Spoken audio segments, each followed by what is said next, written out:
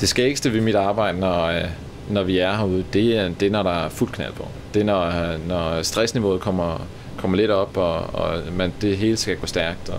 Og der er mange forskellige både øvelser og operationer, hvor nu skal der tages nogle hurtige beslutninger, og der skal arbejdes hurtigt, og så skal vi have det hele til at gå op i en højere enhed. Og når det gør det, så er det smadret sjovt. Når det ikke gør, så er det smadret frustrerende. Jeg hedder Simon Hale Larsen, og jeg er kaptajnland af rang.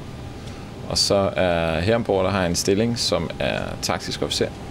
En taktisk officer, han sidder som leder af operationsrummet, og der skaber han et overblik, som man tager beslutninger på baggrund af. Det er ultimativt jo chefen, der tager beslutningerne her ombord. Men når han ikke er til stede, når han ikke har mulighed for at være her, så er det den taktiske officer eller operationsofficeren, som tager beslutningerne på chefens vegne. Hvorimod at det er den sikre sejlads med skibet, det er at føre skibet igennem vandet sikkert. Det er vagtchefen, som er den officer, som står på broen og sejler skibet derfra. Jeg er vagtchef, og det vil sige lige nu, der er det mig, der styrer skibet. Og det er mig, der sørger for, at chefen han kan sidde roligt nede på sit lokal, eller være til møde, eller hvad han nu er.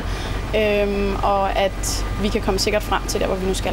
Det er spændende. Det bliver sådan lidt ligesom en familie, man er ombord.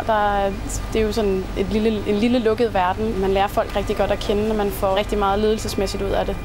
Man får rigtig meget erfaring.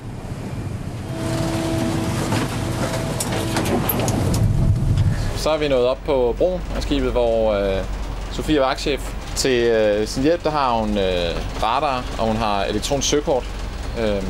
Og så har hun også de gode gamle papirsøkort. Så er der en rorgænger, som er den, som styrer skibet efter de anvisninger, som Sofie giver. Og så er der endelig en udkig, som er der til at hjælpe med at holde øje med, hvad der foregår rundt omkring. Det er så herfra, man faktisk har kontrol med, hvordan skibet skal bevæge sig hen over havet.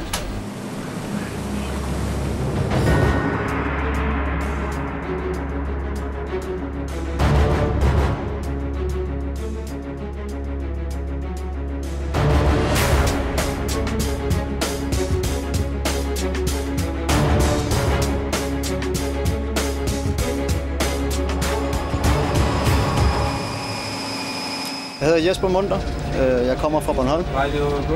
Jeg startede her på Peter Tordenskjold for cirka et år siden. Så min stilling her ombord, den er elektriker. Vores primære opgave er at holde skibet kørende, både elrelateret, men egentlig også maskinrelateret. Ikke? Så om man er elektriker, eller om det er automekaniker eller maskintekniker her ombord, jamen, så er din arbejdsopgave sådan egentlig primært næsten ens. Selvfølgelig når der kommer noget elrelateret, så er det selvfølgelig en elektriker, der træder til. En normal arbejdsdag, den kan både foregå som dagmand, det vil sige fra 8 til 4 hver dag. Ikke? Eller så indgår man i kontrolrumsvagten herinde, hvor der så typisk kører en 4-tørn. Det vil sige, at vi er 4 vagthold, hvor der så skiftevis sidder vagt her i kontrolrummet. Der sidder altid 2 maskinel-konstabler og en teknisk officer herinde i kontrolrummet i døgnets 24 timer. Peter Tordenskjold er et skib, som blev bygget i begyndelsen af 80'erne. Det er oprindeligt bygget til at sejle i Østersøen og til at sejle i de danske farvande, dengang vi havde en kold krig. Og der var korvetterne et af værktøjerne til at kunne bremse den sovjetiske Østersøflåde i at nå ud gennem de danske farvande. Skibet er 84 meter langt, og det vejer ca. 1.500 ton, og har en besætning på lige under 100 mand. Skibet er armeret med forskellige våben. Der er en stor kanon på fordækken, og så har vi missiler til at skyde mod andre skibe på overfladen. Og så har vi missiler til at skyde efter fly med. Så har vi nogle radarer med, både til at se, hvad der foregår i luften og hvad der foregår på overfladen. Og så har vi så den her store besætning, som så skal bemande alle de her forskellige ting.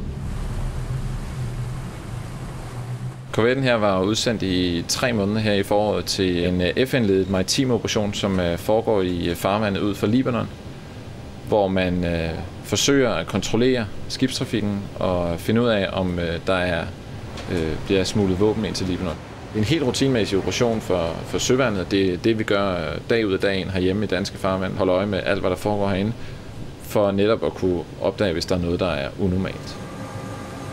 Jeg følte ikke på noget tidspunkt, at vi var i fare, da vi var dernede. Det er klart, at du kan aldrig vide dig fuldstændig sikker, og derfor så afpassede vi også altid vores beredskab efter, hvor vi var. Jeg ved, der er min kone eller mine forældre ikke synes, at det er sjovt, når jeg skal afsted. Den største negative del af det er, at jeg er væk i lang tid. Det er ikke, at de er nervøse for, at der kommer til at ske mig noget.